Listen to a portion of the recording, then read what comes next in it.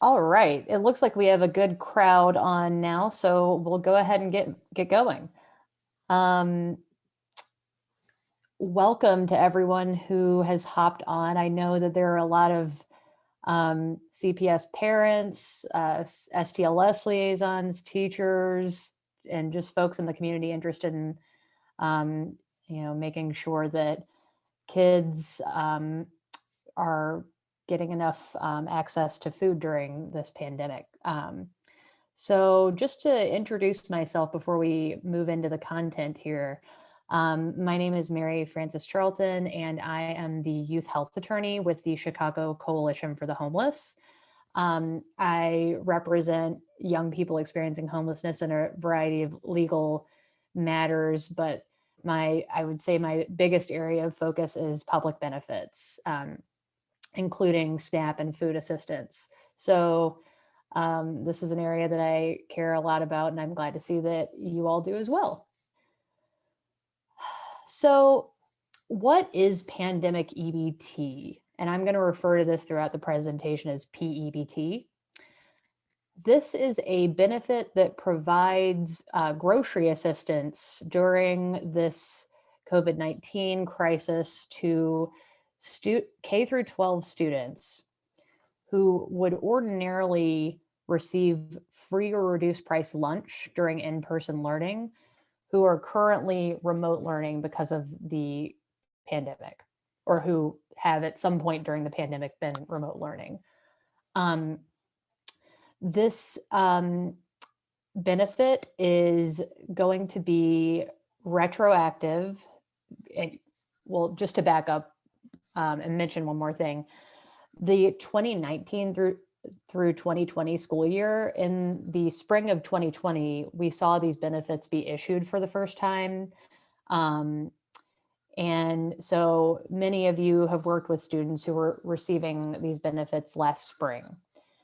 When those benefits ran out, when school ended for the summer, it took, as you can see, because we're only just now talking about this, and we're well into the spring of 2021 school year, but those benefits took a while to be administered, to be re-administered for this current fall 2020 through spring 2021 school year. But we're finally about at that point. Oh, and I'm sorry, I should have mentioned this at the top. I know that there are probably going to be a lot of questions during this presentation, so we're going to hold off until the end on answering those. And at the end of this presentation, I will check the Q&A and the chat box. So please feel free to ask any question that comes up during this presentation in either the chat or the Q&A, and I'll answer those at the end. So back to P-EBT. The benefits that will be issued next month will be retroactive to the beginning of the fall semester for 2020. So that'll go back to August of 2020. This will be $6.82 per day per student. So if a household has more than one student, they'll both get their own benefits for each day that the student was remote learning and therefore lacked access to in-person school lunch. The student must have lacked access for at least one day in the month, and the school must be participating in the National School Lunch Program, and have been closed or operating at reduced capacity for at least 5 consecutive days at some point during the school year. And that will cover all, if not the vast majority of schools in the state that are participating in the National School Lunch Program. The benefits will be issued on a debit card that's like it's similar to like your standard link card that you get if you're receiving SNAP benefits. And it can only be used for items that you would be able to purchase with using a link card. So groceries, at this time, no, pre-prepared hot meals and that sort of thing. And no non-food items.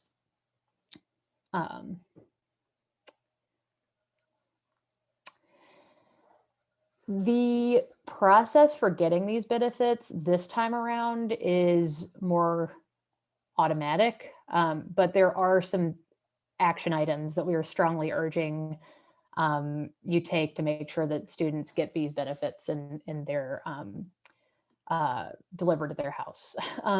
So if your child is already enrolled in free or reduced price meals, or if they attend a school that provides these meals to all students, then they'll automatically receive these benefits. However, something to look out for. In order for these benefits to actually, arrive, you should make sure that the student's mailing address is up to date. So, if they have a mailing address, make sure that the school has the right one. And if they don't have a mailing address, this will impact many of the students experiencing homelessness that we serve. They can use the school address, but they just have to make sure that the family should just make sure that the school is aware of that they selected that option to receive their P-EBT card. And once these cards come in the mail, hold on to them, and there will be a different card issued for each child in the household that's eligible. And these new cards that are going out will be loaded for future benefits throughout the rest of the year. CPS, so Chicago Public Schools, is one of the school districts that automatically provides free meals to all students. So every CPS student, regardless of income, will get one of these cards. I think that this might be in a later slide, but I don't want to forget to mention this in case it's not.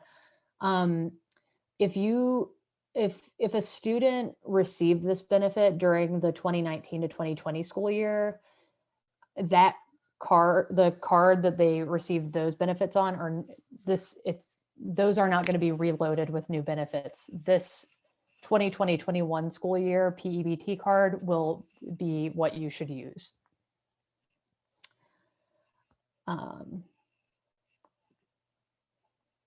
Okay.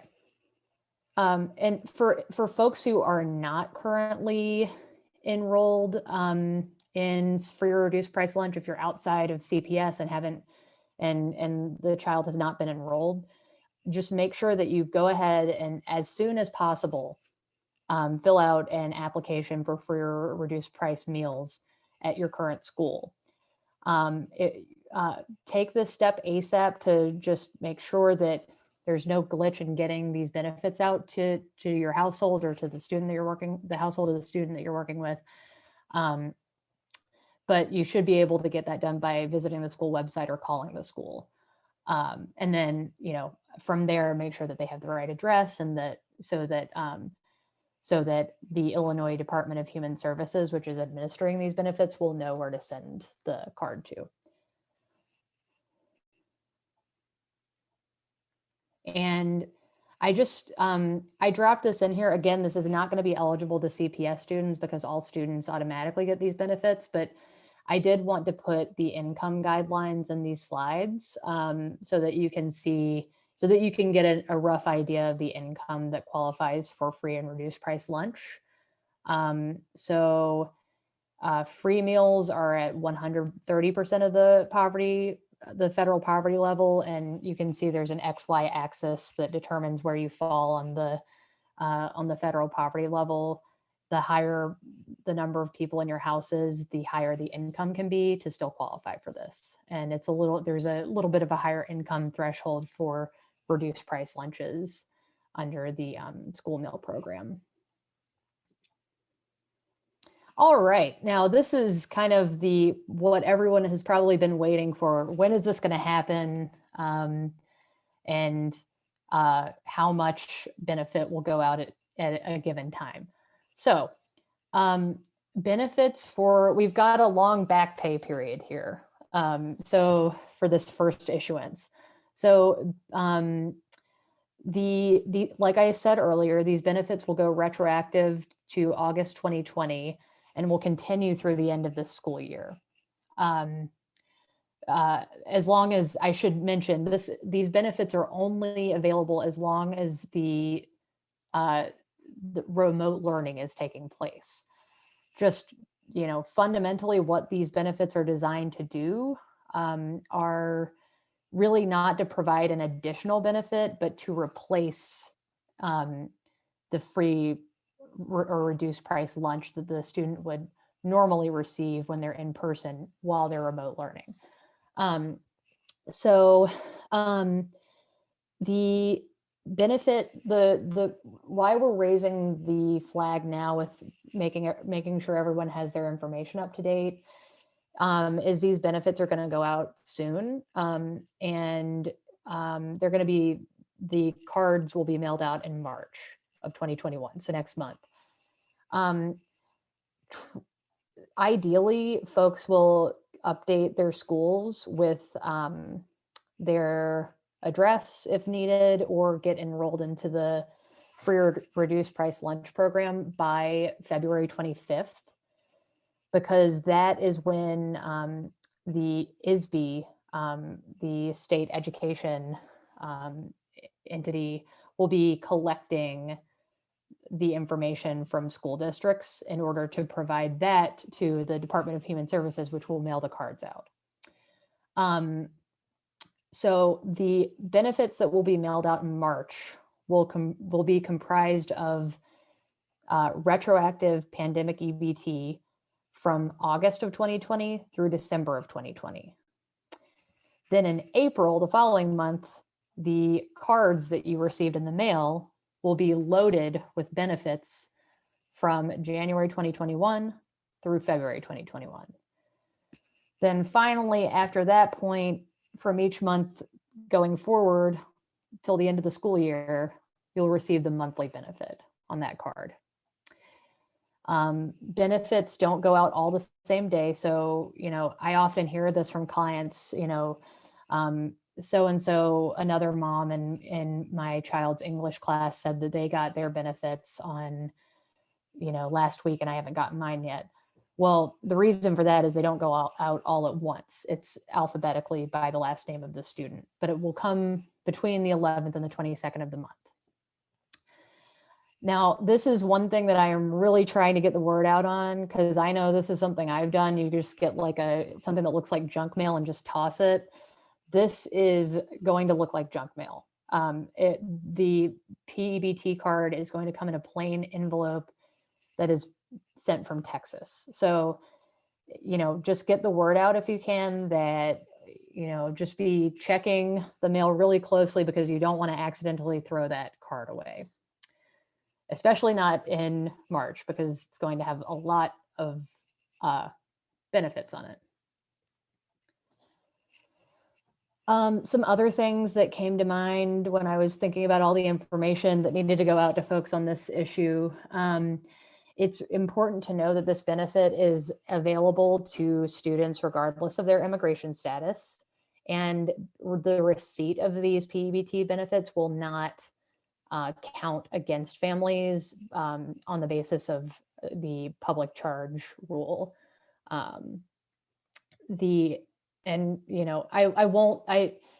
We could have a whole separate presentation on what the public charge rule is, but it's just, in my opinion, a really bad regulation that can impact folks who have received benefits if they're trying to adjust immigration status. But all that we need to know for this presentation is that these benefits are not going to count against any student as far as the public charge rule goes. And all students, regardless of immigration status, can receive these benefits. And that's important to know, because a lot of students that are undocumented don't qualify for SNAP. It's a little more complicated than that if there's like an asylum application pending or something like that. But Generally speaking, the point is there might be students who don't qualify for SNAP because of their immigration status who do qualify for P-EBT. Even if a student is enrolled or is getting those grab and go meals from their, like their CPS school, this does not impact your eligibility to get those meals. So you still can get those meals, even if you have P-EBT benefits. And in order to find a site where you can pick up those grab and go meals, text food or comida to 877-877. So I touched on this earlier, but just make sure that you know that these benefits for this school year will be accessible on the new card, not the old card. And you know, you might be getting Link, and so don't throw that card away or anything like that because it's your Link card. But these benefits will not just be loaded onto the household Link card. They'll be on their own separate card. So other questions that I thought might come up. Some students are attending school on a hybrid model, meaning they're in school some days, out of school other school days. The benefits are for the days that they're out of school. Just going back to the overarching purpose of this program, it's to replace school meals. I'm urging some degree of patience, so I know that this is like a desperately needed program. But if you don't get the benefits, you know, mid-March, they're probably still coming. If it gets to be the end of March and we're getting into April, do go ahead and reach out to IDHS to let them know that you never got your benefits. And I have their phone number and a special email address that they set up for Pandemic EBT linked here on the slides, which we will send out to the participants. And another program that is not impacted by P-EBT, it really doesn't impact much of anything, negatively impact any other programs that you're participating in, but it also doesn't impact access to food pantries. Families can still go to food pantries to get the food that they need. All right, so I'm sure I think I've seen the questions coming in, so let me see if I can navigate over to those. I'm gonna start with the Q&A and then go to the chat. Eileen asks, does the address need to be updated at the school or is this through a form? I would call the school. It might vary. There's not like one form in my understanding. It's just the school's normal record keeping of like students' information is what they're going to use. So just call up your school administrators and make sure that they've got the right address.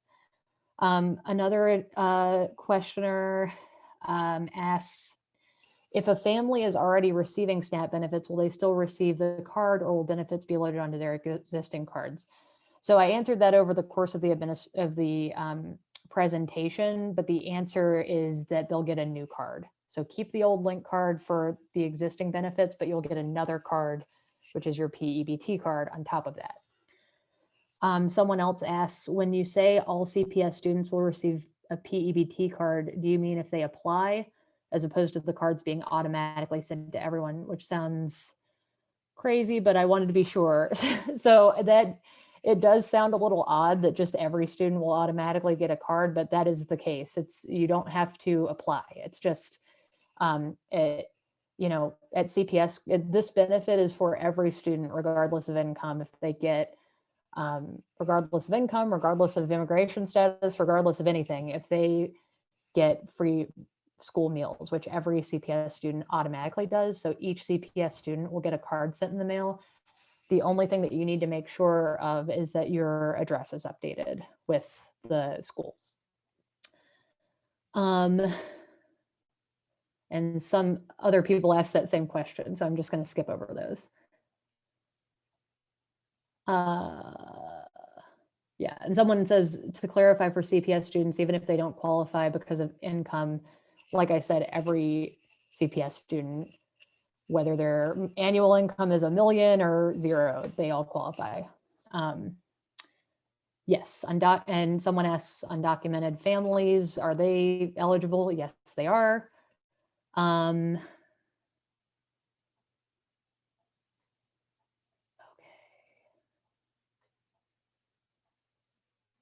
I'm just, sorry, y'all, I'm just going through because some of these questions have already been answered, so I'm skipping those.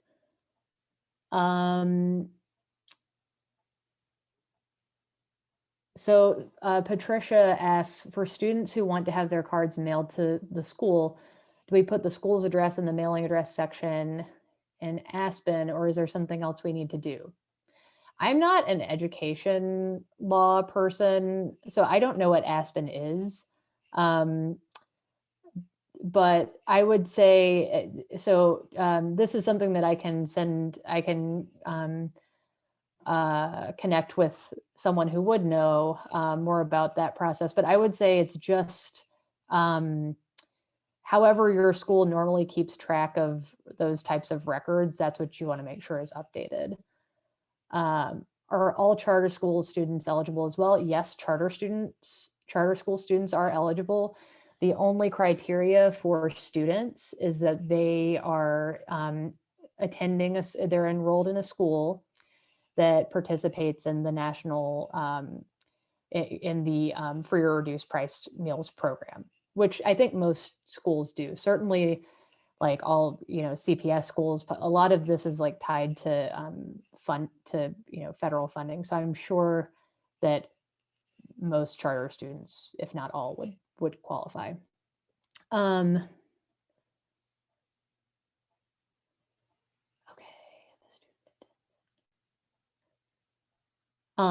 Okay, so someone asks, if a student attends in-person school 2 days a week and learns remote 3 days, they will only get money for the 3 days per week.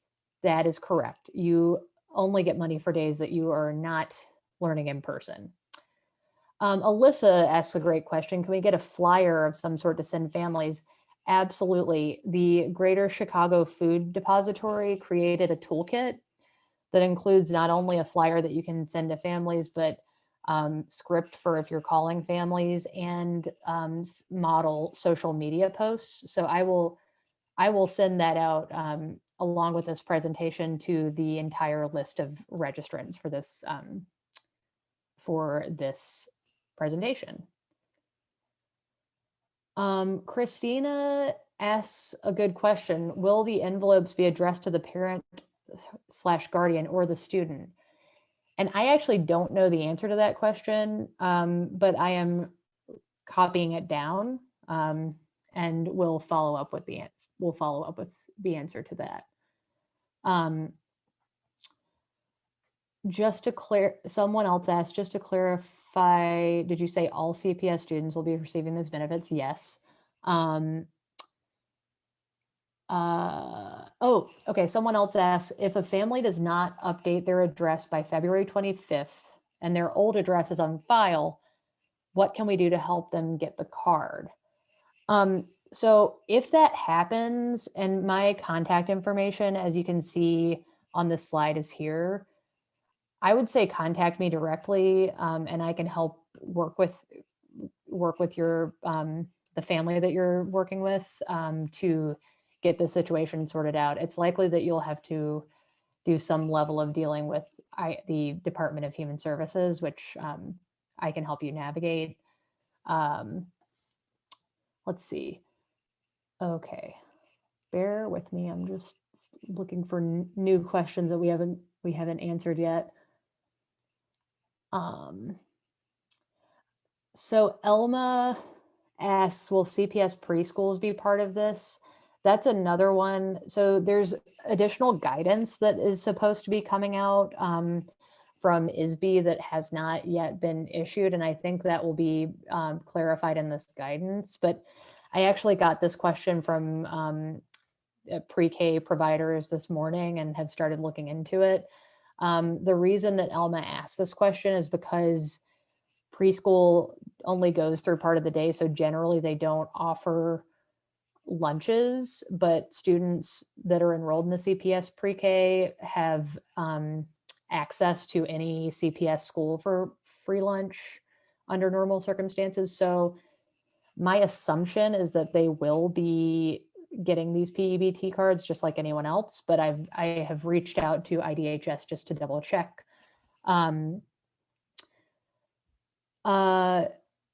Gabriella asks, if a family applied for P-EBT last year and received the benefit, do they need to redo the application again? No. The good thing about this round is the schools are taking the information they have on file about this and just giving that information to the state agency that's administering these benefits, so that it's a more automated process. So the big thing is confirming you're enrolled in free or reduced price lunch, confirming that the address on file is correct.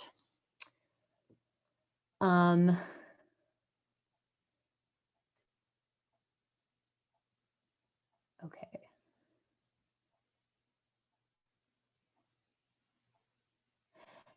Tanisha asks, do you qualify if your child is homeschooled? No, unless somehow, I don't know that this even exists, but unless there's some sort of way for a homeschool organization to be part of the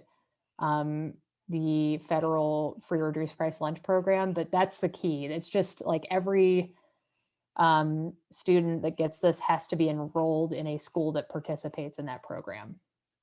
So on the whole homeschool question, I believe the answer would universally be no.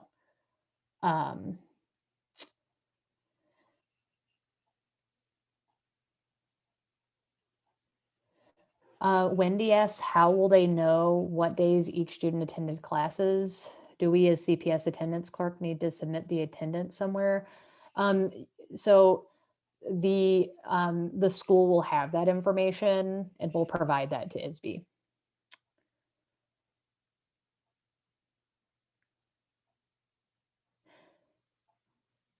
And some of these questions were answered during the presentation.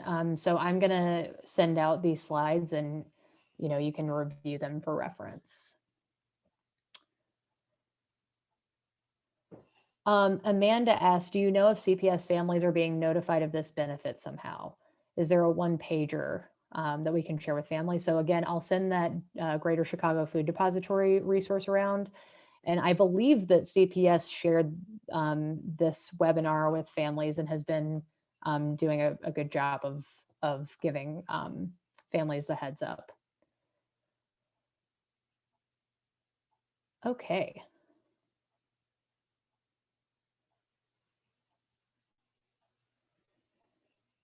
All right, so I'm through the Q&A, I think. Let me just see if there's anything additional in the chat.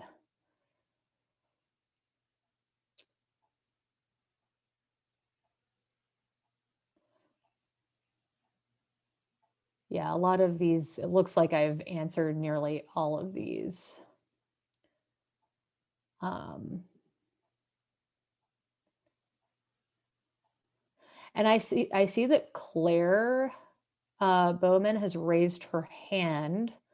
I don't know, Claire Sloss of CCH, is there a way to unmute people on here or no? I just promoted her to panelist, so I think she okay, great. Talk now. Great, because Claire probably knows more about this stuff than I do. So. No, I'm sorry. Claire, I didn't get my direct link to the Zoom that I registered for. And so Claire shared hers with me. That's probably why, because I just unmuted and now I'm speaking to you. So probably, and I was late getting in. So that's probably why. You may have covered it and I might have missed it. Yeah, go ahead. We have families that have multiple students. Does each student get a card or is it just one for the family? No, that's a great question. Each student gets their own card. Thank you so much. I just want to be able to share as much information with our families as possible. No, please do. And this is, I mean, this is really important. This is going to be a really a large amount of back benefits. And so I just am, that's why we're doing this is, this is just very important that we get the right information to folks to make sure people don't miss out on, having access to food. Absolutely. Is it possible that, because you said you would send the this information out to the registrants, I didn't get the link, so I don't know if I missed it somehow. Can I just put my email in the chat for you or something? Sure. Okay, thank you. Yeah. Mm-hmm.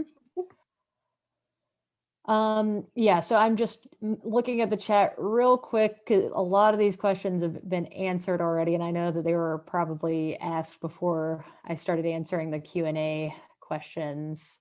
All right. So, all right, I am getting a couple of new questions, and I think this was going to go for 45 minutes, so we do have a little bit more time. So I'll get to as many of these as I can. Okay, so Eileen asks if parents have address in CPS, parents do not need to do anything. Yes, that is correct, Eileen. That it'll automatically go to the address that CPS has. Floor asks what will be the monetary max, and it's $6.82 per day that the student is would ordinarily be in-person learning, but is remote learning because of the pandemic, but is enrolled in free or reduced price lunch. So the bottom line is $6.82 per school day that they're remote learning. So Christina asks, addresses needed, she's just confirming that addresses need to be updated by February 25th. They don't need to be per se, but that is really yes. I mean, that's what I'm highly recommending, because that means that this round that is going out in March will get to the family as soon as possible. If they don't enroll by then, they can still apply for the next month, but it'll mean more time waiting for the benefits to come. Okay, so Stacy asks, please clarify what non-CPS students need to do in order to access P-EBT. And the answer to that, the only difference is, so if you're at CPS or another school that automatically provides free lunch, then that's why they don't have to do anything. The only additional step for school districts that don't automatically provide free lunch is you just have to confirm not only that the right address is on file, but also that they get enrolled in those free or reduced meals if they're not already. And a lot of people are already enrolled, and so it's the same. It's like at CPS, it's just, it goes out automatically, but there is the possibility that someone who qualifies for those free or reduced price meals just wasn't enrolled in them for whatever reason. So you just want to double check that.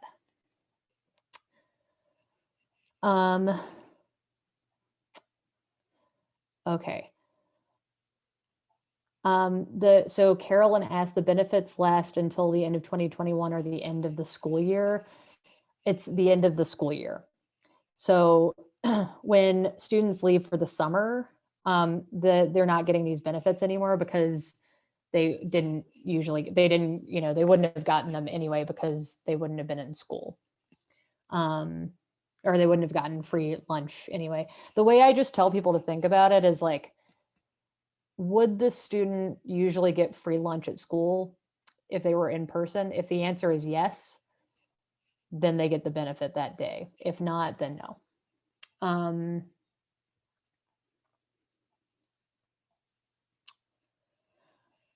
Ramisha asks a good question. But if a family switches from hybrid or fully remote to,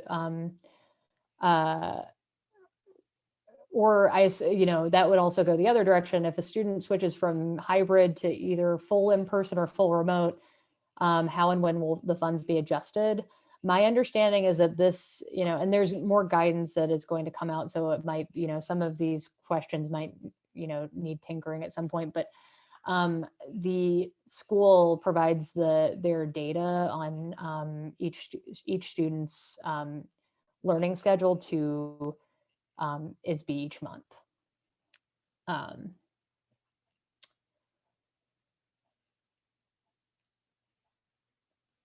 Just going through to make sure there aren't any ones that I haven't answered.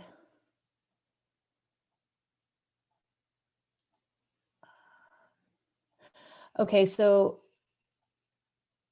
Tanya says we send a lot of letters out to students that get returned. Should we try to reach out to those students and make sure their addresses are correct or get the correct address? If you have the capacity to reach out to students, I would do that. And I think that the toolkit that I'll be sending out from Greater Chicago Food Depository will help with this process, because there's like sample language in there, so you don't have to reinvent the wheel. But the more outreach that you can do at your school, the better. Charlene asks, what if a child goes to Catholic or private school? Are they qualified? That's a great question. And if the school is participating in the federal free or reduced price meals program, then yes, they are qualified. And I have a link when this presentation goes out. I linked in one of the slides to more information about the free or reduced price meals program. So you should be able to look up and see, whether your school participates, or just call the school and ask. And same goes to answer Victoria's question. Same goes for charter school. It's not a question of like, is it a public school or a private school or a charter school? It's more just, does the school participate in free or reduced price meals? Elsa asked a great question. Do families need to report this benefit as taxable income? No. And it also doesn't count against other public benefits. Let's see. Eileen asks if the information that I'm sending out after this will be available in Spanish. And yes, Greater Chicago Food Depository has translated these materials. So we're grateful to them for that. All right, I hope I didn't miss anything. But if I didn't answer your question, okay, let's get to Charlene. Before I sign off, will families still be able to have will families still be able to use the Fresh EBT app to check balances? I'm not familiar with the Fresh EBT app, but I can check on that. This is a little bit of a different benefit than just your normal SNAP benefit, so I'm not exactly sure, and that's a great question. And I'm putting that on my list of things to follow up on.